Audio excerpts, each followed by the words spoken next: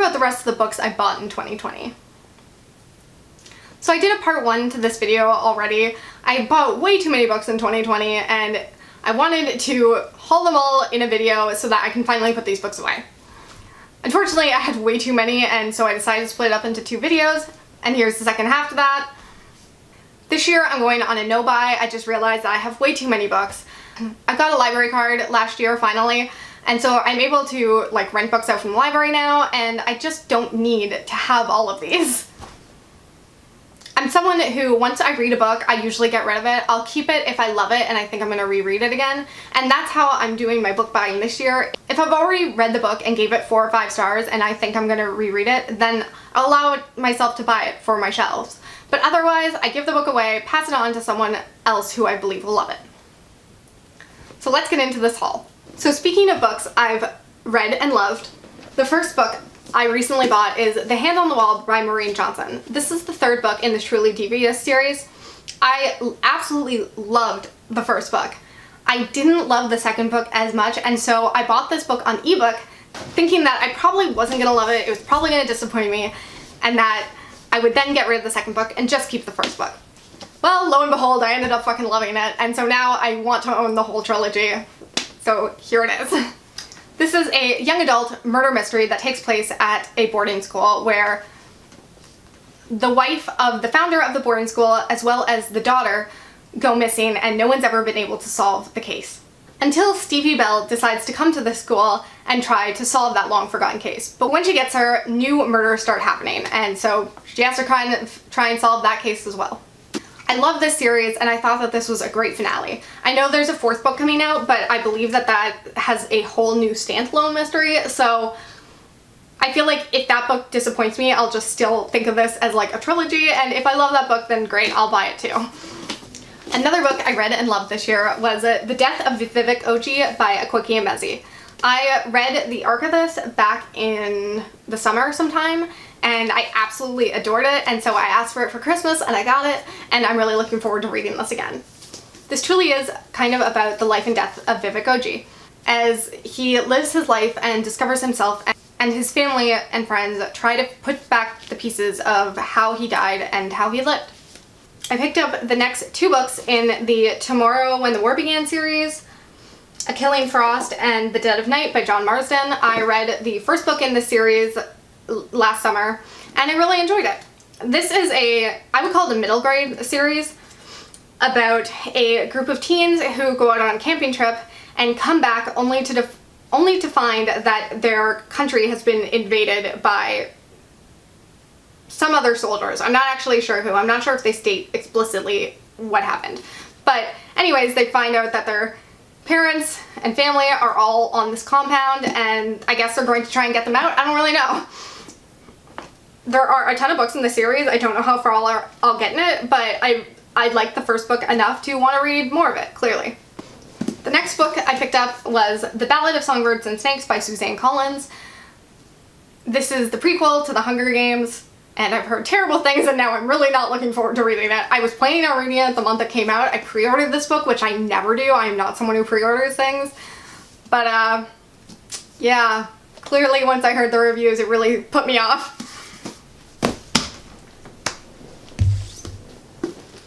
I also picked up the first in the Percy Jackson series by Rick Riordan. I never read this series. I know a lot of people did when they were younger. I've never been that interested in like the lore of Greek myths and stuff, but I'm hoping that I'll love this book anyways. We shall see. I bought a couple of traditional romance novels. I don't know why. The hype clearly got to me. I don't enjoy romance, but hopefully maybe I'll enjoy these.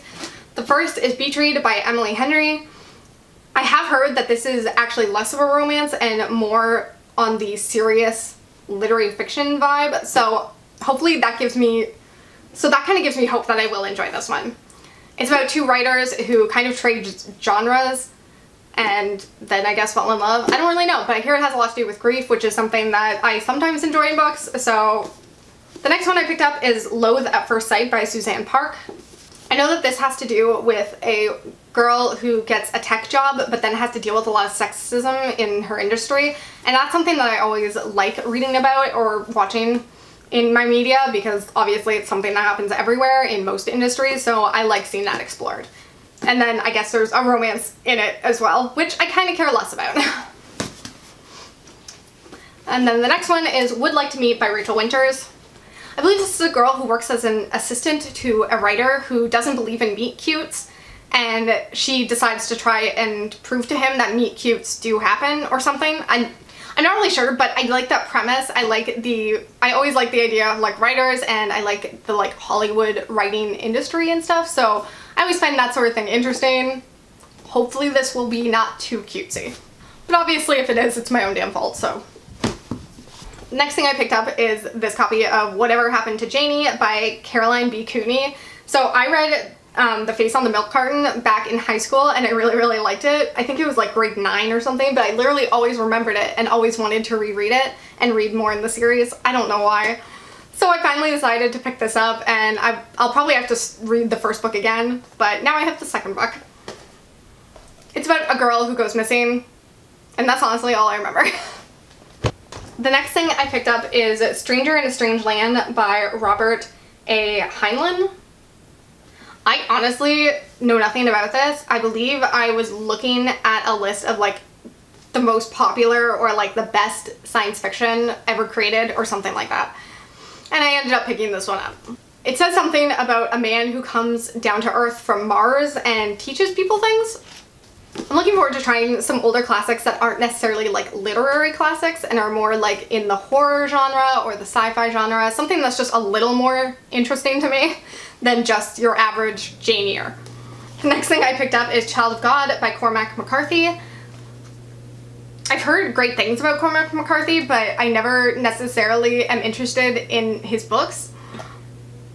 But I wanted to pick one up and at least try it. I've heard everything he writes is incredibly bleak, but I'm willing to give it a shot.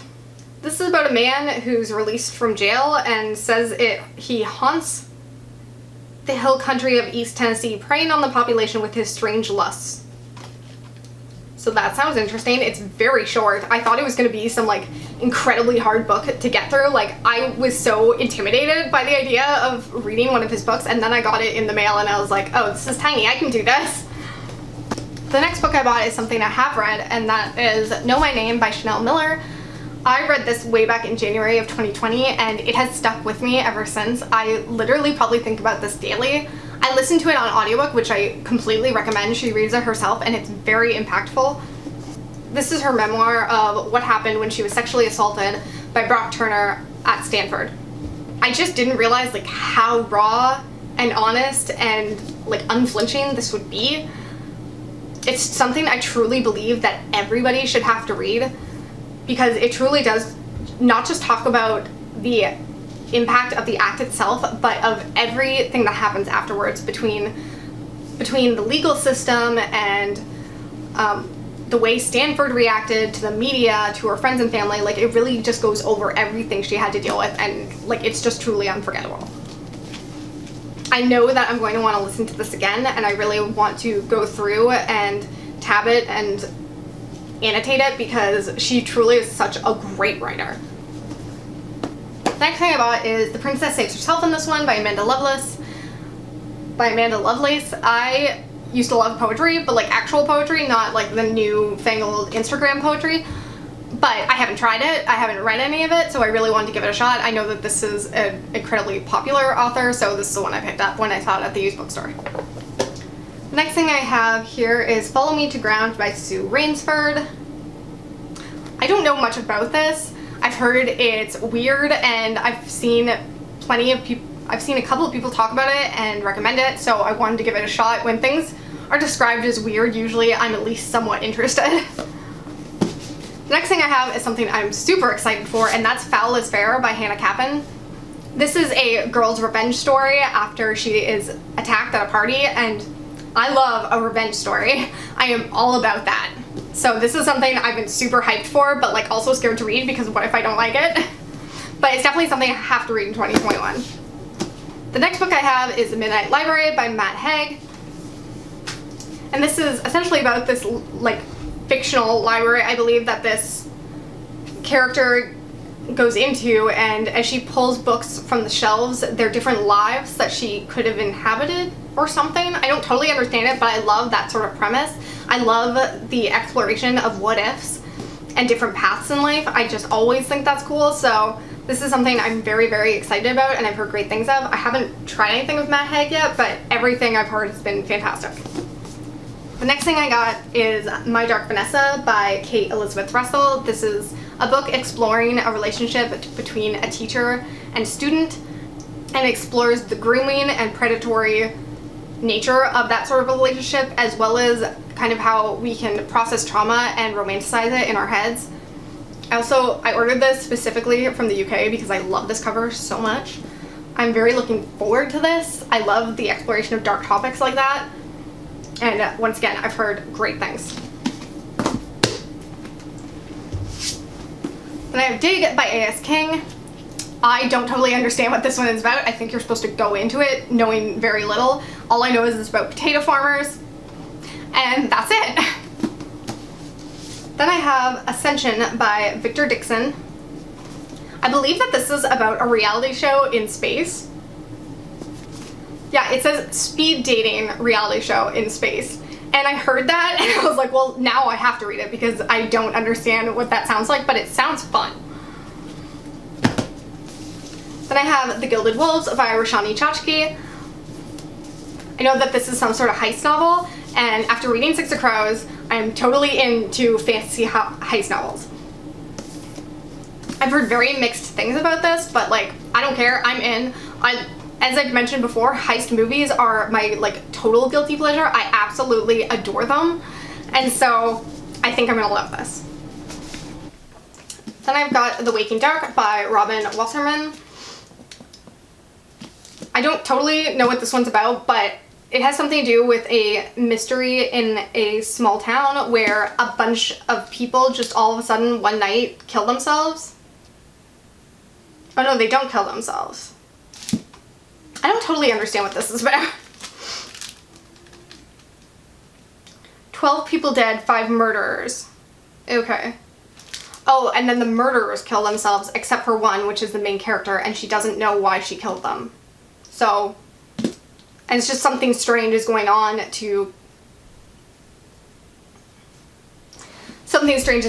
town that is allowing these murders to happen, or pushing these murders to happen. I don't really know. I will say I'm not really into this like YA sort of thing anymore, especially because this is an older book, but I'm gonna try it out anyway.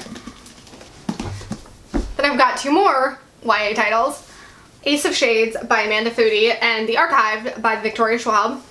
I've heard that this is a series that didn't even get finished, so that's kind of upsetting, but the premise sounded interesting, so I picked it up anyway.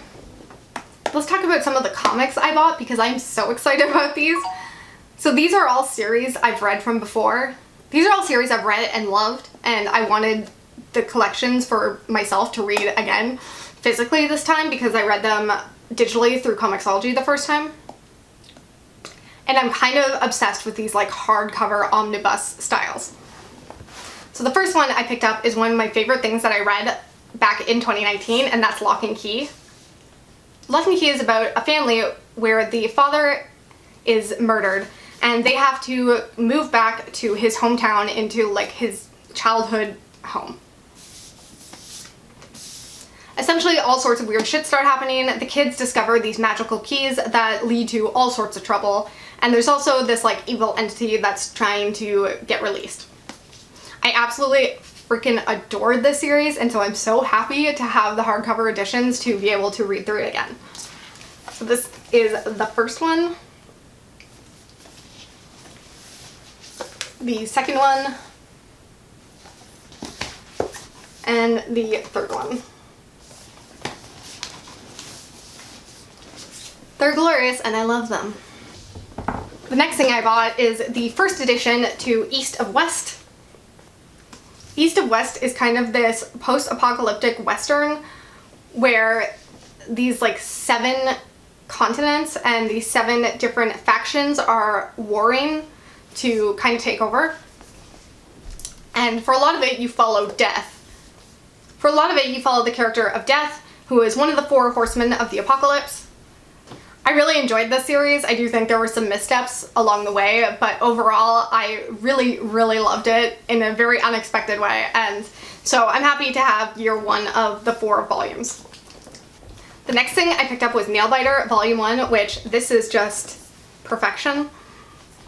This is a horror comic that is all about this town called Buckaroo, where serial killers just keep being born. It follows the detective who is trying to figure out where one of his partners went because he disappeared while investigating why these serial killers keep being born here. This has very much a Silence of the Lambs vibe, if you're into that.